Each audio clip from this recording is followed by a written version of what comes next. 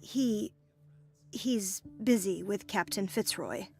He specifically asked us not to bother him when that's the case. Oh, of course.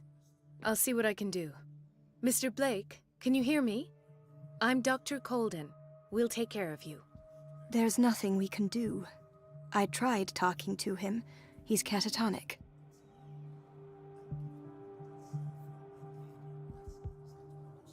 Very well. I'll examine him. Severe malnutrition. Swollen abdomen with traces of petechia. Doesn't seem like an edema. Slight protuberances seem to indicate the presence of a foreign body. His skin shows abnormal loss of color and seems dried out. He's totally dehydrated. His fingertips and toes seem to feature a slight ring under the skin, tender at the touch, slightly sticky.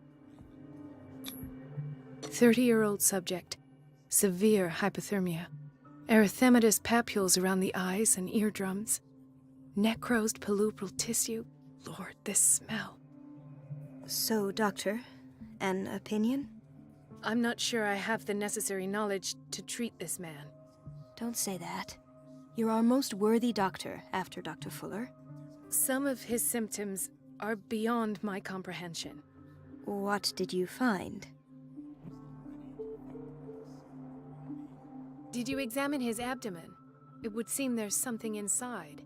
He hasn't eaten in days. Are you certain it's not an edema? No. Can't you recognize an edema? Pushing with your finger won't leave a trace. And look at these bumps.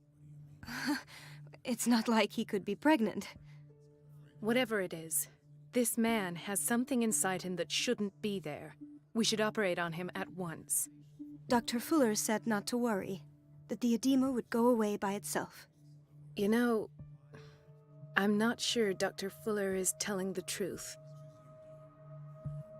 In spite of the muscle contractions, his arms seem limp. Yes. They can't have decalcified, not at this rate. And yet, if there is a bone in this arm, it's softer than that of a newborn baby. What about his cranium? It's soft at the touch. It does seem like the skull of a baby. Look at these sticky rings growing at his fingertips. What can be happening? I'm sure you'll find an explanation. You have to. I see signs of hypodermoclysis, but he's still dehydrated. When was his last IV? He's constantly under perfusion. I've even gone beyond the recommended dose to no avail. And you won't believe me, but when we bathed him earlier... He seemed to feel better? Yes. Like he needs an aquarium, not a perfusion. But that doesn't explain his condition. I almost don't believe it myself, but these symptoms are not those usually associated with the human species. What do you mean? Don't tell me you believe in extraterrestrials. No.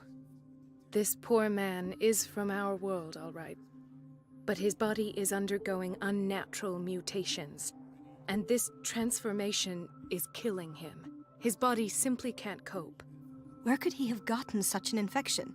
I pray that it's not here.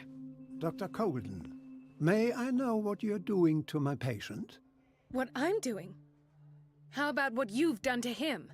Let us calm down, my dear Marie. I don't appreciate your tone, nor your insinuations. I've done to him what I do to all my patients, provide him with the best available care. Your imagination is without limit. It's your homemade drug again, is it not? Those people are not your guinea pigs. There, there. What have you seen to put you in such a state? I've seen suction cups on his fingers, his falling body temperature, his dehydration. Had I only read the report, you know what I would have concluded, Doctor. Do I? Tell me anyway. I'm curious. He's no longer human. These are the attributes of an animal. Fascinating. An animal, you say? Could you be more precise? Cephalopod, perhaps? This amuses you. Your reaction does. I know your thirst for knowledge, Doctor. It's your innocent worries for this man that have you overreacting. For this man, and the others whose medical files you've been hiding. I have to protect my discovery. These people owe me their life, but the world isn't ready yet. It will be, in time. I will not let you do this. You disappoint me, Marie, but I still have hope you'll one day share my point of view. In the meantime, take care of your own patients and try not to forget who you're dealing with. Was that a threat? What did he mean? It was a warning. Dr. Fuller is this institution's founder and one of our profession's most influential voices. My word is of no weight against his. If I continue to protest, I will only ruin my reputation and career. It's scandalous. Can't we do anything? Is there no evidence of his crimes? Oh, that evidence exists. I'm sure of it. I need to find the missing medical files. And where would you find those? In his office? What if you get caught? I'd rather not think about that. I'm counting on your discretion. Of course, Doctor. You can count on me. I'll keep Mum.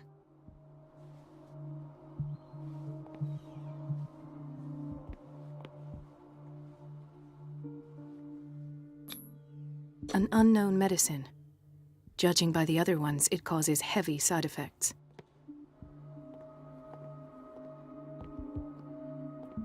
This place draws you in and never lets you go.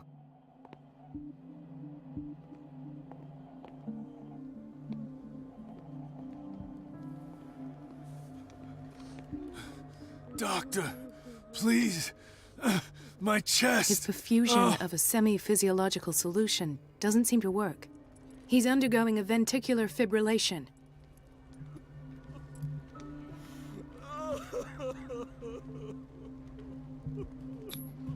Nurse? Deborah, come and help me, please. His potassium level is too high.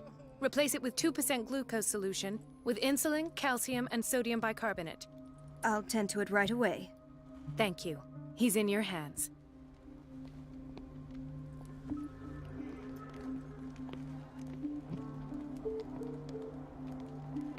Hay fever.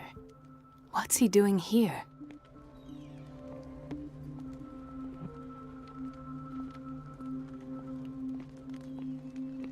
He broke his back in an accident down by the docks. Ah, the whaling station. What's wrong with me? What are you talking about? Doctor, that you? Yes, it's Dr. Colden. Tell me what happened. It's the old whaling station. See? The one that hides the smuggling business. Oh no, not them. They don't go on that side of the island. Everyone in his place. The captain on one side, Cat on the other, and me. Well, I've been to the whaling station, I have. What did you see there? Nothing. Nothing at all. The floor was all rotten and I fell straight through. And that's how you broke your back. Perhaps. No idea. Passed out.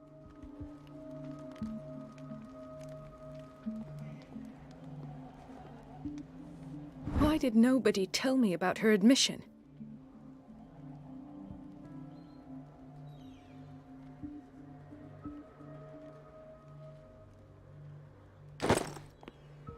Mrs. Sanders?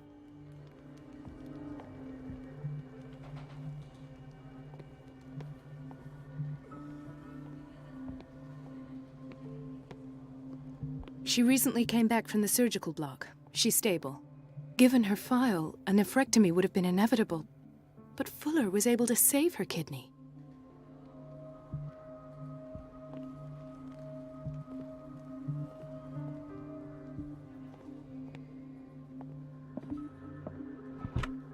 What is the boiler room key doing here? The key to the boiler room. Not where I expected to find it. The key to the boiler room. Not where I expected to find it.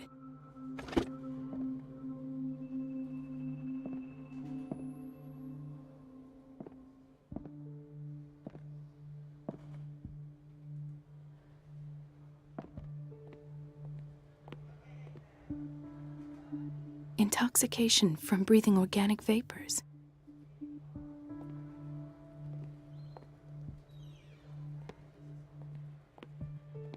Another insomniac. I should find the cause for such a widespread trouble.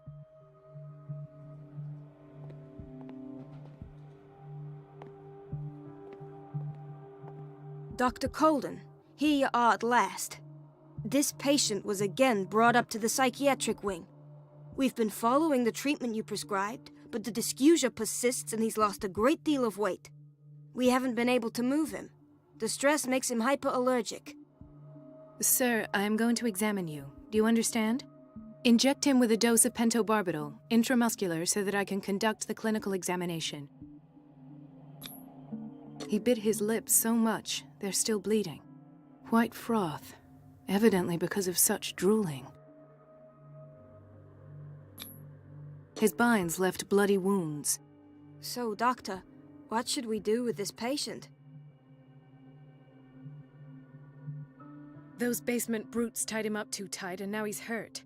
I keep trying to heal his wounds, but he reopens them. Do you have a diploma as a nurse? Excuse me? So take care of this man.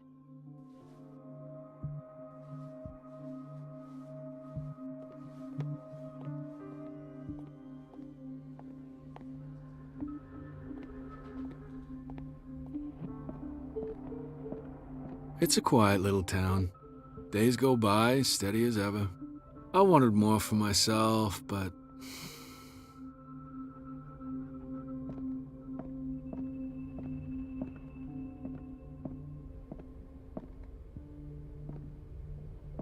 Ethan, Marie, what are you doing here?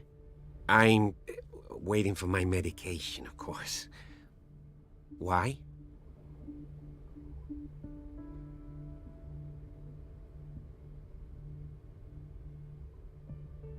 You're not here for treatment, right?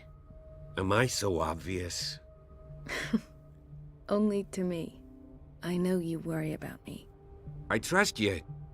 I'm happy to see you. Me too, Ethan. Is that all? Well, there might be something else. I'm not sure. Tell me. I have nightmares. They keep me awake every night. It seems stupid, I know, but they're terrible. Actually, you're not the only one. No. No one has ever seen the things I see. It's like I'm turning mad. So many people have this affliction. It's like an epidemic. Do you think it might be related to Fuller's work? I don't know yet, but I will figure all this out. Everyone in Darkwater is suffering from nightmares. Really? We don't have any medication left. Oh, there's no excuse then. I should let you work. Take care, Ethan. You too, Marie.